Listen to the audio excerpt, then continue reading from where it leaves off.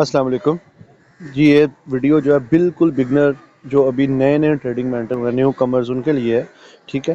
ابھی آپ جب بھی اکاؤنٹ لاگ ان کرتے ہیں میٹا ٹریڈر 4 پہ، آپ کا کوئی بھی بروکر ہو، چاہے اوکٹا ہو یا ایکسنیس ہو یا کوئی بھی ہو، اس کے بعد آپ کے پاس میٹا ٹریڈر 4 پہ کچھ اس طرح کا پیج آتا ہے.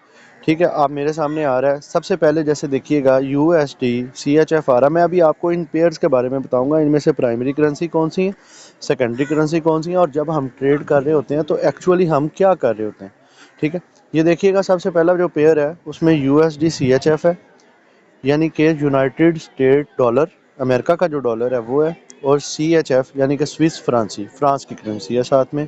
Secondly euro U S D ہے، E U R euro U S D European currency ہے، اور ساتھ میں یونائٹڈ اسٹیٹ ڈالر ہے.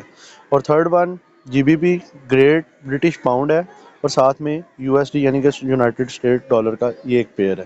پھر اسی طرح آگے چوتھے نمبر پہ آپ آ جائیں تو ہمارے پاس you S D J P Y یعنی یونائٹڈ اسٹیٹ ڈالر اور جیپنیز ین ہے. اس کے آگے آسٹریلین ڈالر اور یو ایس ڈی یعنی کہ یونائٹڈ اسٹیٹ ڈالر ہے، اے یو ڈی آسٹریلین ڈالر. اس کے آگے آگے رہتا ہے you S D C A D کیڈ، اس کو ہم کیڈ بولتے ہیں یعنی کہ کینیڈا کا ڈالر ہے. اسی طرح آگے چلے جائیں تو N Z D New Zealand کا ڈالر، اور ساتھ میں کیڈ یعنی کہ C A D CAD Canadian dollar کا پیئر ہے. اس کے آگے نیوزی لینڈ کا پیئر نیوزی لینڈ ڈالر اور یو ایس ڈی یعنی کہ یونائٹڈ اسٹیٹ ڈالر کا پیئر ہے.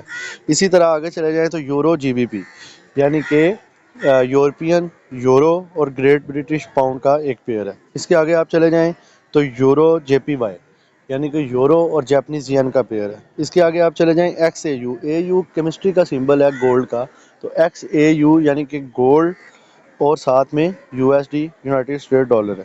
اور پھر اس کے آگے اینڈ پہ جو لاسٹ میں میرے سامنے شو ہو رہا ہے کیڈ جے پی وائی یعنی کینیڈین ڈالر اور جے پی وائی جیپنیز ین. اسی طرح آپ اور بھی اس میں ایڈ کر سکتے ہیں. اوپر پلس کا نشان آ رہا ہے لیکن میں یہ آپ کے پاس پیش ہوتا ہے، میں نے آپ کو انیشیل انفارمیشن دی. تو اب مزید انشاءاللہ اس پہ ڈسکس چلتی رہے گی. فی الحال آپ کے لیے اس کو سمجھنا لازمی ہے.